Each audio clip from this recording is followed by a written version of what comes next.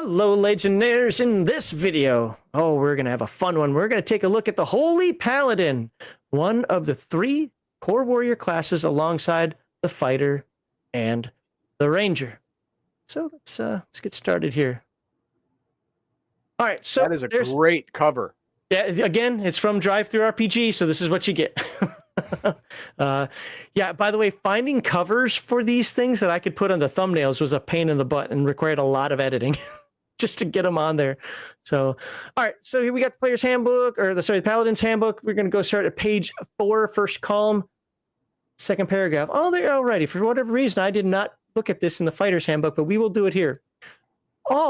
Keep in mind that all the material is optional. Every idea must have, it says idea. It doesn't say word or concept. It says idea. Every idea must have the approval of the DM before it can be incorporated into a campaign. Okay. It's optional. All right. So we'll keep it there for now. Here, you know what? If you want to put this on, I'll put this on the screen for you guys temporarily. Nope, it's not quite all there. No, you're not getting it all, skirt. One of the first things you will note is that this book, right from the start, creates the idea that a paladin and a knight are essentially one and the same.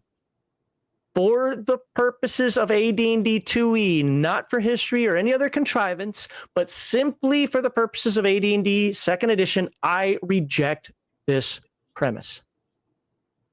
Confessing sins, laying on hands, wielding a holy sword, casting a priest spell. This isn't just some noble guy on a horse. No. This is a holy warrior. There's a fundamental difference between a mounted nobleman and a divinely sanctioned agent of law and good. And if you need more than that, go check out Heathen Dog's read through that he just did. Well, yesterday, if it's video side of it, his read through the Paladin class in the Player's Handbook. That's why I mentioned a couple times, remember that paragraph. He lays it all out there. In the examples, they did King Arthur's Knights of the Round Table, but they didn't talk. They didn't say all of them could be paladins. Just a few of them were paladins, but all of them were knights. Not the same. So Heathen Dog ran you all through the character creation process for the Paladin. So chapter 1 of the Paladin's Handbook runs you through the basics of Paladin character creation. Yes, as you can see on the screen right there, it includes a 1d12 random roll table for ability scores.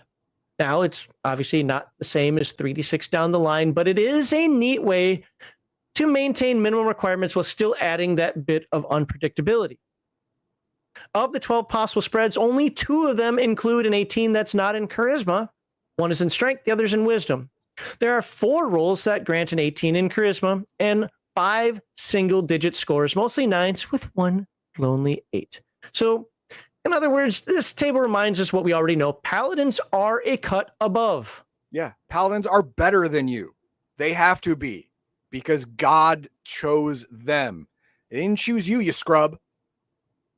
It chose the guy with talent. Right. They are not just fighters in shiny armor. They are blessed, exceptional individuals with higher expectations and higher standards. Again, if you've already watched Heathen Dog's video, we talked about some of that, and I mentioned that this book is going to actually elevate some of those standards a bit, and we'll get to that in a little bit. So then the rest of chapter 1 mostly recaps materials from the Player's Handbook, but there's a nice bonus in the form of a convenient Paladin spell list. Quick reference wins again. There are very good aspects to this book, but we're going to move on, and you can see saving throws and so forth in here. Again, Heathen Dog covered that. All right, so we want to go to page 10. There you go, Paladin abilities. So in chapter 2, right off the bat, we have 2 full pages detailing the use and limits of a Paladin's detect evil ability. It was a 1 paragraph in the main book. Right. And the reason is because as Heathen Dog read it, he was right.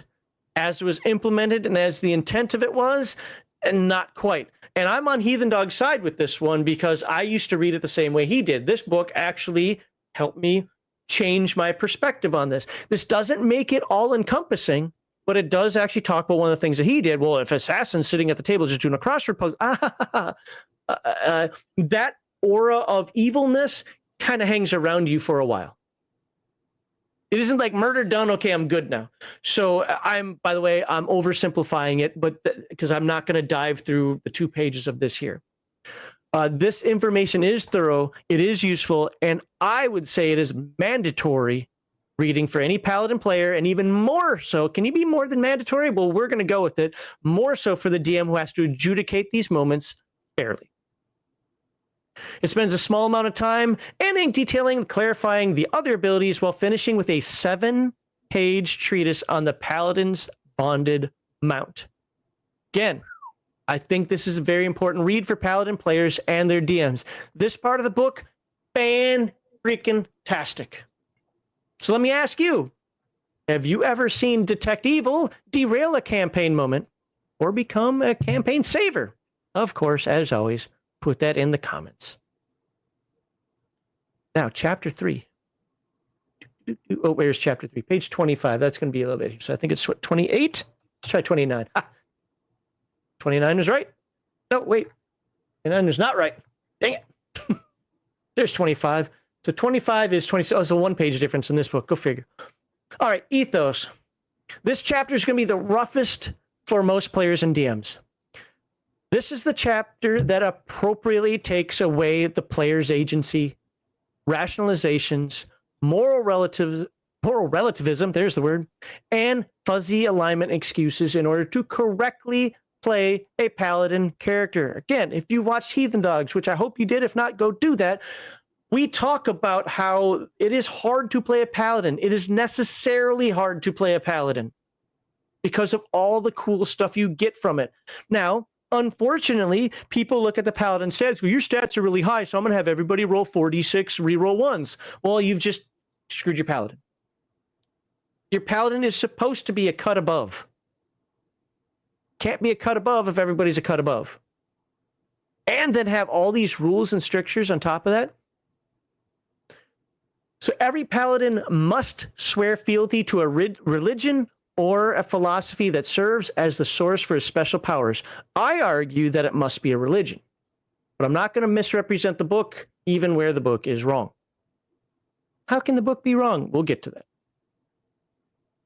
All right, so the first paragraph here says, through a guiding philosophy. There it is right there. Through a guiding ideology is certainly not, though a guiding ideology is certainly not unique to Paladins, the Paladin's ethos differs from that of other character classes in 2 significant ways.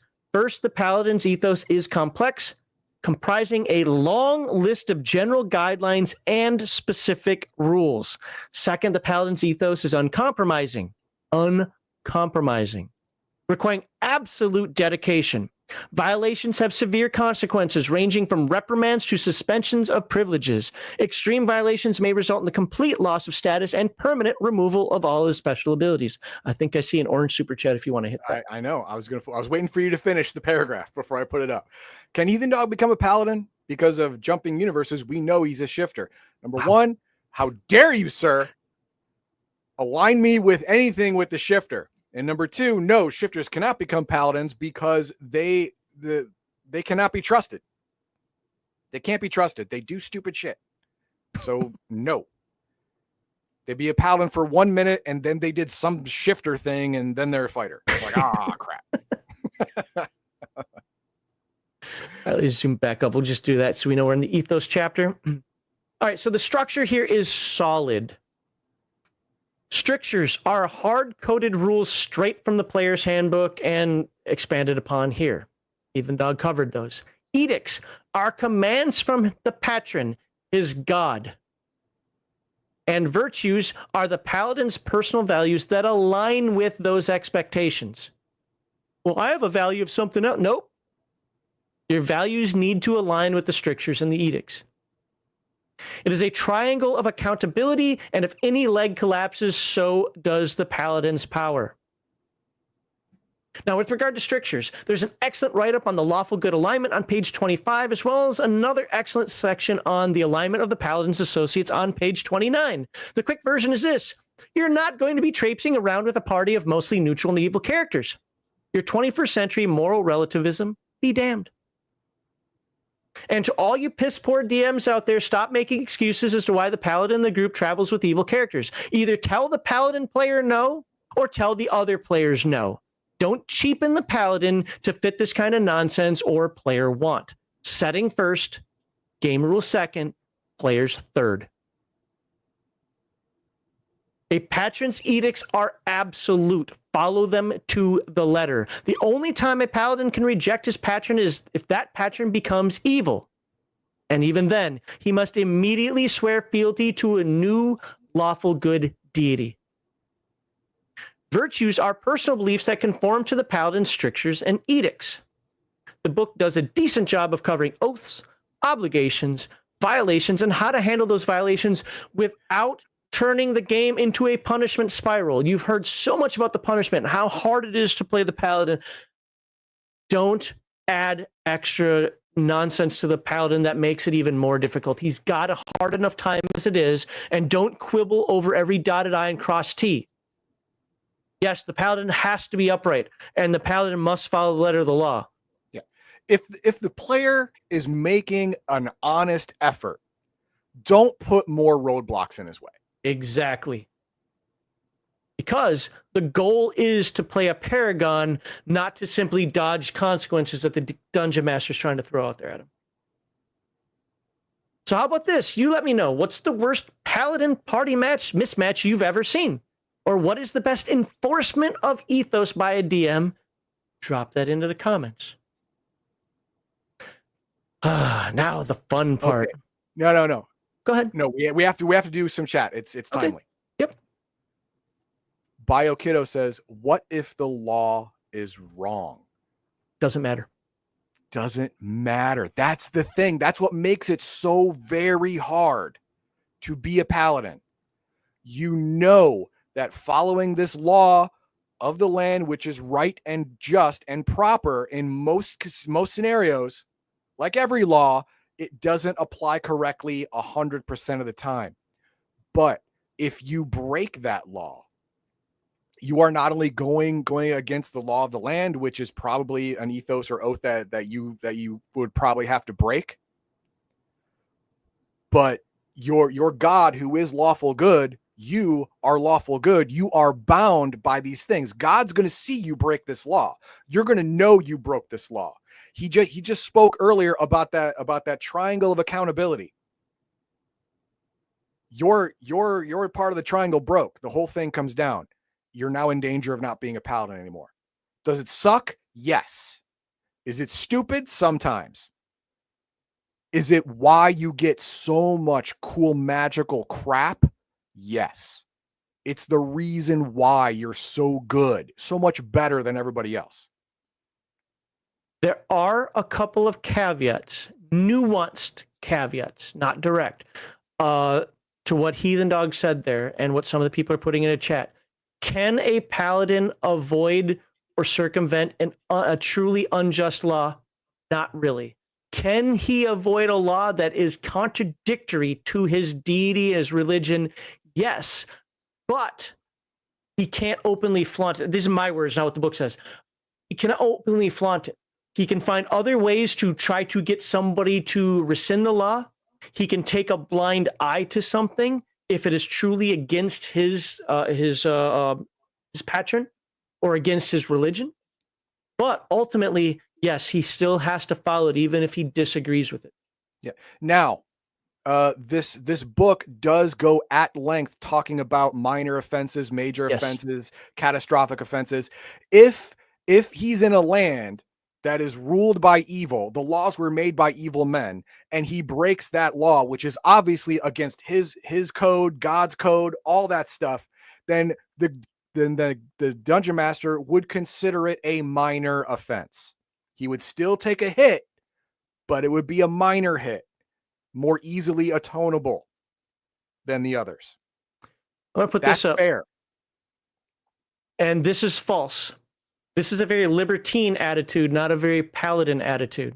I'm not saying it's not good, but this is not a paladin. A paladin would work within the system. A paladin would not cause an uprising. Now, a paladin could find out that his liege lord is evil and go join the other team, so to speak, because that other team is lawful good.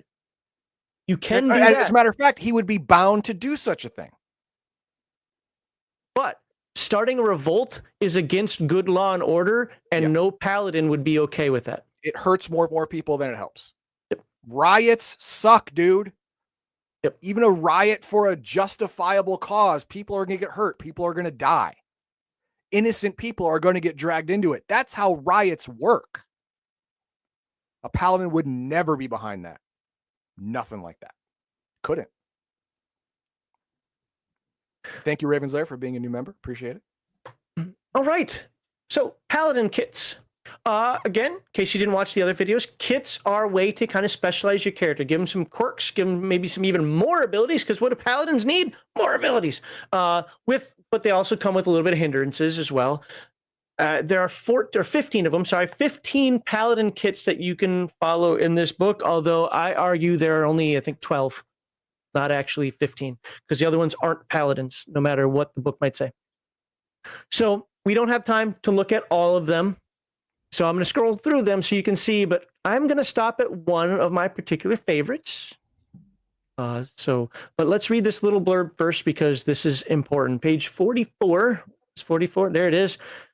DM decisions. Oh, there it is. In case the first time I read this, it wasn't explained well enough. Before players create their characters, DM should examine each of the kits and consider the following questions. Is the kit appropriate to the campaign world? You can read the rest of that there. Do the players need additional information about the kit? And are there any changes the kit needs? To fit your setting, of course. So there you go. Always consider that before you just say, okay. Because a couple of these kits might be out of scope, we'll just say. So what are they? Let's scroll down. Let's zoom out just a touch here. Kit reaction adjustment. Okay, here we go. True Paladin. This is the proper archetypical Paladin from the player's handbook. This is the Paladin to which all others are judged and found lacking. The Chevalier. Idealistic, flowery, full-on noble knight. Great for romantic fantasy. Yeah. Even harder to play. You want to make yourself even harder to play a paladin? Yeah, okay, fine. Have fun. The Divinate. A more magical punch. One extra sphere of magic, but at the cost of heavier tithes and pray harder. Like, if you... I gotta have more spells. Okay, you said it. The Envoy. A paladin who talks before he draws, a master of diplomacy and aggressive negotiations. This is a Jedi. The Equerry. Lives for his mount, literally. His horse is more important to him than his own life, and it's weird. Hey, heathen dog. Does that sound familiar? Yeah, it does. Thanks. The Errant is not a paladin and should not be in the book. All right. Moving on. The Expatriate, also not a paladin, breaks the book's own rules on finding a new patron. Good job. Oops. There it is. All right, we are going to take a closer look at the Ghost Hunter. This is one of my favorites. Really? I'm not saying it's great. I'm not saying it's perfect. I like it because it's an interesting concept that I could see a paladin doing that isn't just weird. So the Ghost Hunter is obsessed with finding and destroying evil undead, including ghosts, specters, liches, and vampires. To further his goals, the Ghost Hunter's deity has provided... Oh, deity. Weird, huh? Mm-hmm. Has provided him with special powers to vanquish his nemesis and resist their evil magic. Standard requirements, administration, whatever role. Okay, what is the role? I think that kind of already makes sense what the role is. You kill them. Where is it? There's one part in here. Single-minded, yeah, they're not too sympathetic. When they get on the hunt, that's what you're going to do. If you say no to that, then either the Ghost Hunter isn't in the group or you're not in the group. It's that simple.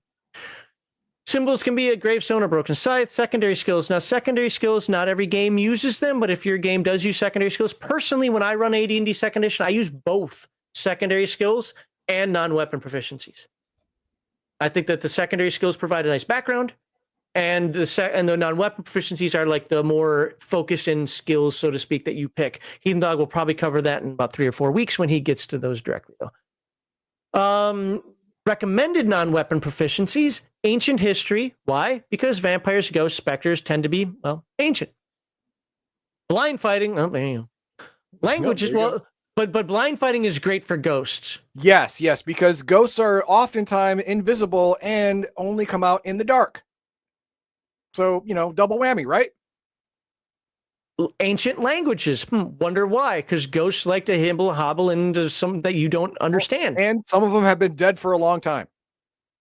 So, they if you get them to talk, they don't talk your language, which is fair. Local history, because all these ghosts have stories to them. Yep. Spellcraft and tracking. Armor is standard, bonded mount any. Special benefits. Do you want to read that super chat? Yeah, I do. Polyrobotics, thank you very much. $20. Ghost Hunter is the AD&D version of the Atlantean Undead Slayer. I agree.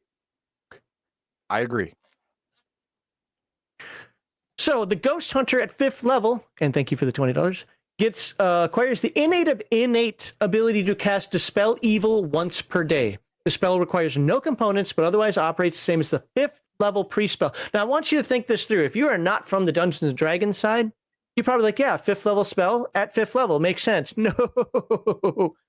He has a spell available to him only once per day. Oh, no.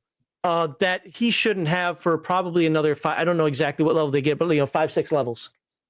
So that's awesome. The number of times he can cast a spell increases as he advances in level, and we'll see that in a chart below. Paralysis immunity. Ghost hunters of all levels have a 95% chance immunity to paralysis caused by undead. Ghasts, ghouls. Yeah. Yep. Let's see. We'll have the innate ability to cast remove paralysis.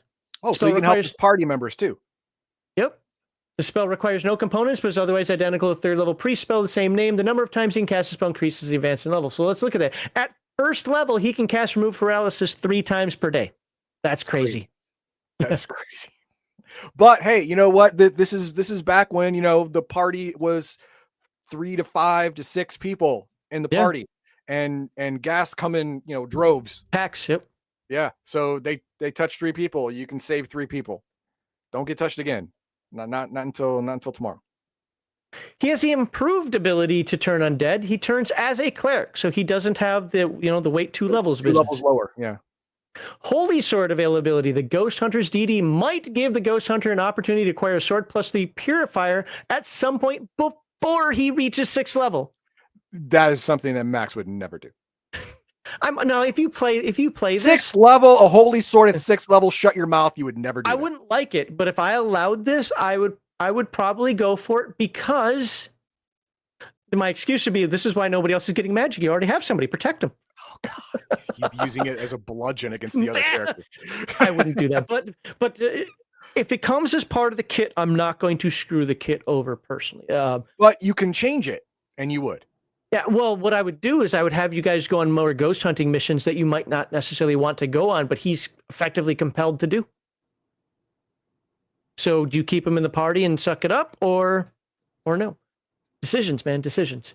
Let's see. The DM determines the circumstances as per the guidelines in Chapter 2. Remember, the availability does not guarantee acquisition, so maybe you have to kill a certain ghost to get it. Yeah, no, not a ghost. This one will be like a high-level vampire or a lich or something. Because holy swords in the hands of a paladin are that damn strong. Well, let's see what the hindrances are. The Ghost Hunter has fewer of the special abilities normally associated with paladins. He can't lay on hands. Oh, but get him out of here.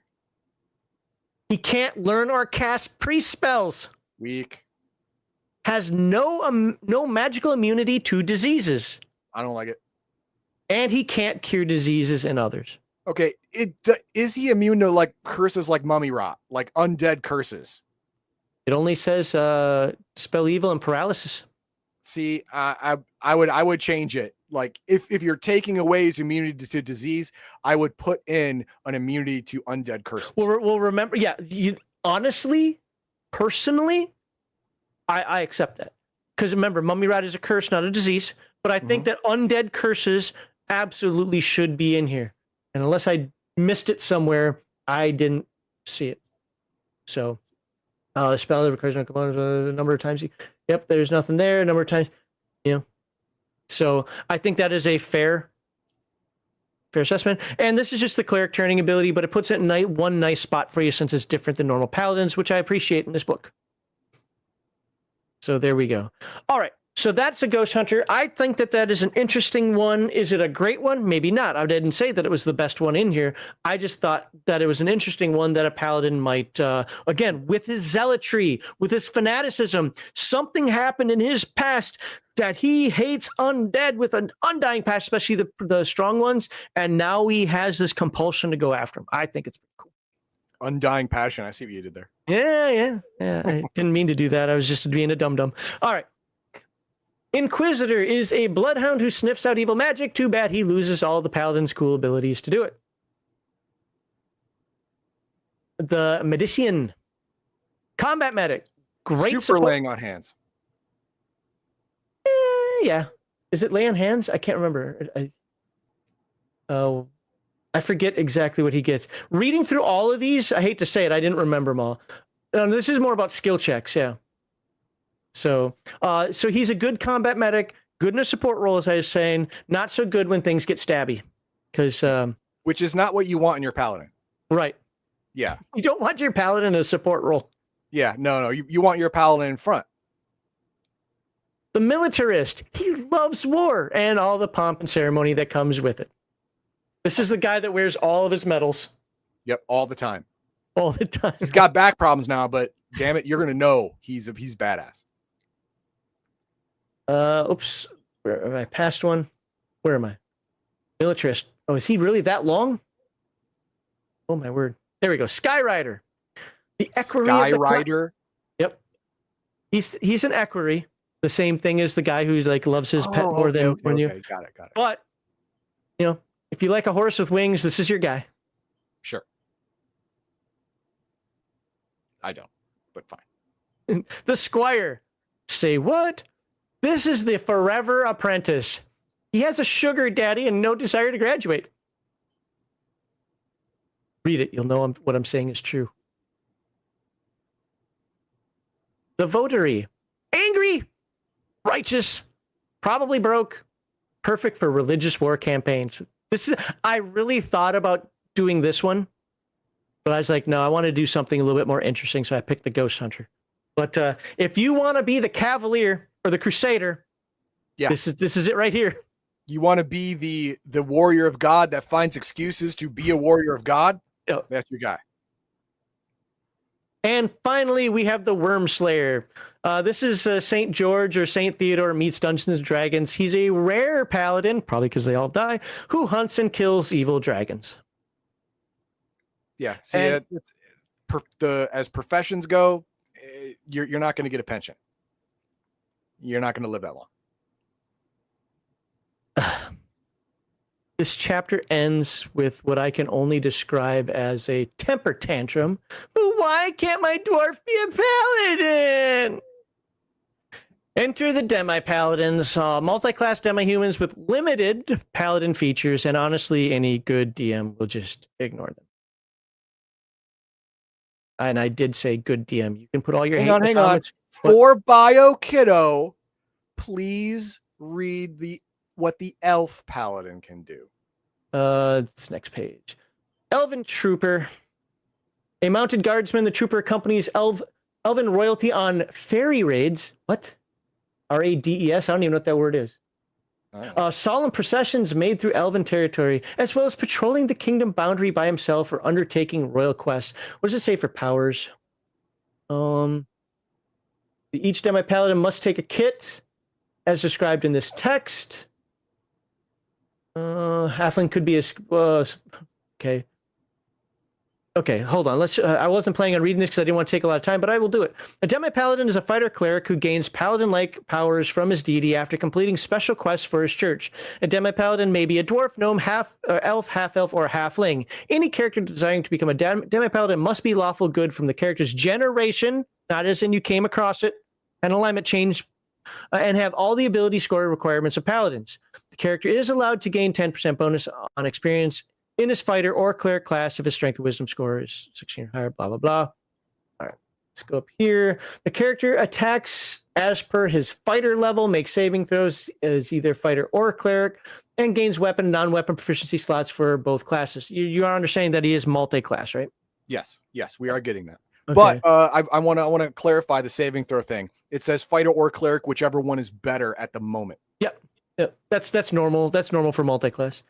Each demo kit must take a kit. Power gaining quests given to the demo paladin must be undertaken immediately whenever the character gains the ability to cast spells from the clerical level above first. Example, at 3rd level, when 2nd level spells are gained, 5th level, when 3rd level spells are gained. The nature of the quest must be determined by the DM, but some should be challenging and full of peril. Some quests may require the demo paladin to complete the task unaided or else assume a major leadership or combat role if helped by other adventuring companions. This is like the Wizard's Quest solo module stuff. They're blah, blah, blah quests. Dual class paladins. Oh, that's for humans. So it really doesn't tell much more other than you have to follow a kit. Yeah. There you go. I say no. All right. Proficiencies. Chapter 5 gathers all the paladin appropriate non-weapon proficiencies into one place. It clarifies, modifies, even adds a few new ones specific to this book. Not a game changer, but definitely helpful. 77 pages is. Scroll that. And one more. Yep. Chapter 6, equipment. The bond between a paladin and his gear is sacred. I did not stutter when I said that. Remember when Heathen Dog talked about how many items he can have that are magical and so forth? A paladin does not look at gear as like, man, I got it. Remember, he can only have so much because he's tithing all his dang money.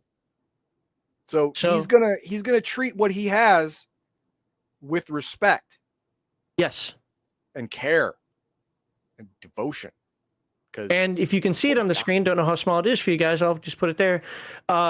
This chapter opens with the idea, then dives into weapons, armor, holy crests, and yes, holy swords. It's not just about function, it's about meaning. Scroll ahead, look at this, all about yada, yada, yada. Is this the chapter that makes me angry? I think it is. Role-playing, yes. The role-playing chapter dives further into the various cultural and virtuous considerations when role-playing a paladin. Unfortunately, the writer, either willfully or ignorantly, puts an incredibly modernist feminist spin on medieval life and such concepts like submission. It's really annoying to read, to be honest with you. Still, it's got 23 pages covering everything from daily duties to romance to stronghold management. Skip the modern ideological nonsense, but keep the character building gold. So here's my question for you, dear viewer. How do you roleplay your paladin? Classic Knight, Reluctant Saint, Divine Enforcer? Tell me in the comments. And there's a lot of pages here, so bear with me as I do the last section. And I know we got a few super chats to get to in Rumble Rants. I know there's a couple of Rumble Rants from Bruce over there. Faith.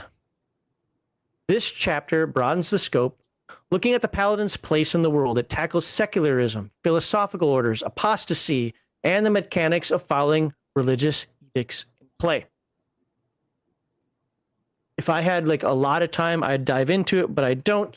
You get the idea of the importance of playing Paladin and what is important to the Paladin. Paladin orders are honorary organizations that might invite a Paladin to join, or your Paladin at high enough level might create. For example, the Righteous Order of the Iron Dragon honors outstanding military service. I kind of thought most of them were silly. If you read them and you read their names, they are kind of silly. But to be fair, so are the Freemasons, so it's not like they don't have a real-world counterpart.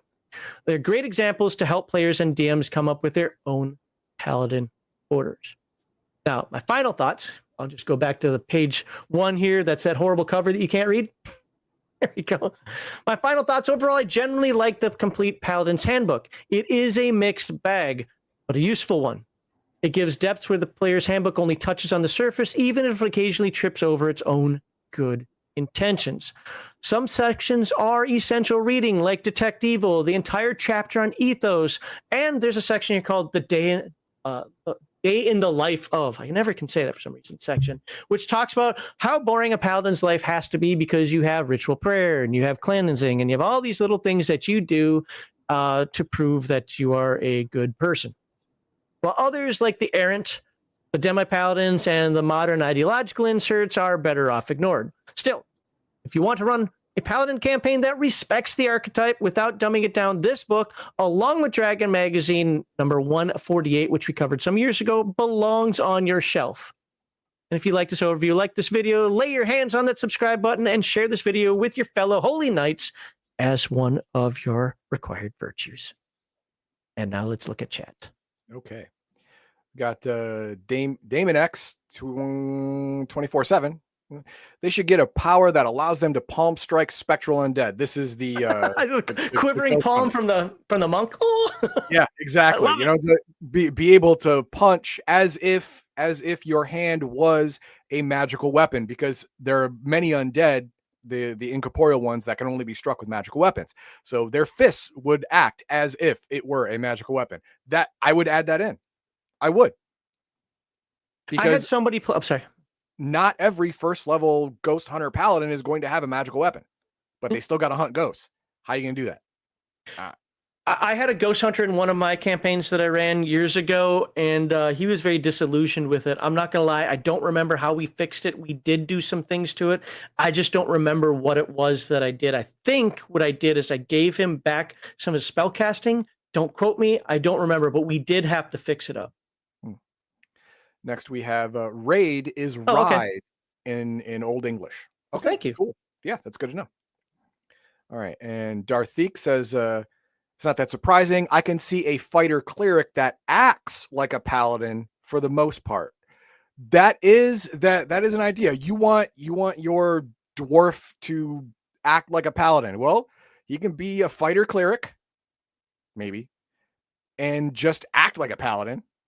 He doesn't get the +2 to all saves. He doesn't get the lay on hands. He doesn't get the immunity to disease, but he can act like a paladin all he wants. So here's, and I think it's in the Dwarf's Handbook. Don't quote me on that. But they talk about why dwarves can't be paladins, and it comes down to a couple things. I'm oversimplifying. Number one, too stubborn. God says go do something you don't want to do, and you're like, screw you, God. Dwarves are just grumpy like that. And you remember, family and kin is more important to them than religion. They're the ones that will look at. They're the ones that would do. Was it that Arnie said in the movie, like, you know, Crumb, you either help me or whatever. I forget what that nonsense. Or to hell with you. Yeah. Yeah, or to hell with you. I'll Yeah. You can't do that as a paladin. And a dwarf would have no problem doing that. Yeah. But, you know, an elf or a half elf or a gnome paladin, they can act like a paladin if they're a fighter cleric. Okay. That's fine. You can call yourself a paladin. I mean, other paladins would probably not agree, but, you know, if you act like a paladin, nobody else cares. Well, we have 3 more chats that I have to read. Over on Rumble side, sorry, Bruce, I cannot put them on the screen because I use the generic link, not the specific link to do the live streams. But first of all, he says, for the Ghost Hunter, I'd allow him to damage undead with lay on hands like ability. The capacity to do extra damage when a die explodes is the chef's kiss. I could see that. Yeah. I mean, I don't want to add an exploding die mechanic to a game that doesn't really use it. I wouldn't. Sure. But the whole, you know, hands are considered a magical weapon when fighting incorporeal undead. That's an easy sentence to put in there. At the very least. I could see that. By the way, just so folks know, I'm not saying I'm for or against it, but these are the type of things that, remember, when we started this topic, we said that dungeon masters can change things as they see fit. This might be the change that you make to your game. I think that it's an easy consideration, you know, to add in. And no one can say you're doing it wrong because the book tells you because it's all option. You're already doing it wrong. You're using a bunch of optional rules. He also says, also, please see the Hackmaster 4th edition Holy Knight class, as it's the uber paladin amongst all paladins. I know it's a Hackmaster 4th edition, but this game was written to be played as well as laughed at. Fair enough. That's for the folks out there. And finally, he says, Q Ultima 9, what is a paladin? It is a human adult. It is an adult human male with a zealous focus on law, order, and goodness, and God. Law, order, and God. I didn't actually dive into. I thought I was going to rant about it more, but it kind of felt like I did that enough. Where I was going to rant about the whole, because there's some people out there like, but you can just do a philosophy. too many of those abilities aren't philosophical, they come directly from a being. So unless you're going to say that all the clerics in your world, he has to atone to a cleric. Clerics automatically override him. Like how is this? Look, I don't follow a god. I follow philosophy. Oh, that's great. Again, you're going to atone to. Exactly. Well, anybody that's lawful good. Well, you know what I would do if I were a lawful good cleric? Sure, convert or no. There it is. I'm not going to atone you if you don't convert to my religion. Right. So, now, Bruce, I'm cool. I like exploding dice. I don't know if it would work in this case. I think the idea is good, but I agree with you. I like exploding dice, sir. Sorry, again, folks can't see it because he's talking on Rumble. But all right, let's put this up. We got one more to do. We got the Ranger to do, and already somebody said he's excited about that. So. Yeah, please like, subscribe, and share. I'm sure there are going to be some of you out there like, nope, Max, I disagree. They don't have to follow this. They should be this. I'm basing them on what the rules of the game state. What is the number one thing a paladin must follow? Those are strictures. Strictures are the rules of the game. It literally says that in the book. So if the game says you must atone to a cleric, you get your powers, you get cleric abilities, you do cleric things, then I think you are a cleric, not just some dude with a strong belief in just righteousness. Just I don't accept that premise. I know it even got worse in 5e with I forget what it's called. Maybe it's still called errant, but where the paladin without a god, that doesn't make any sense. And again, it's called a fighter. Yeah, it's called a fighter with no powers. I'm not looking at it historically. In the real world, is there lay on hands ability? I would argue no. I know somebody might want to be out there and say that myth and legend and so forth are real. Fine, you do your thing. But I'm not comparing this to the reality of the world. I'm comparing this to things like Arthurian legend, where some weird lady handed up a sword out of the lake. That doesn't happen in reality. Okay, so in the myth of the game, in the lore of the game, and with the abilities you get from the game, if you are doing a paladin without following a god or at least a clergy, the tenets of a religion, it is not a paladin.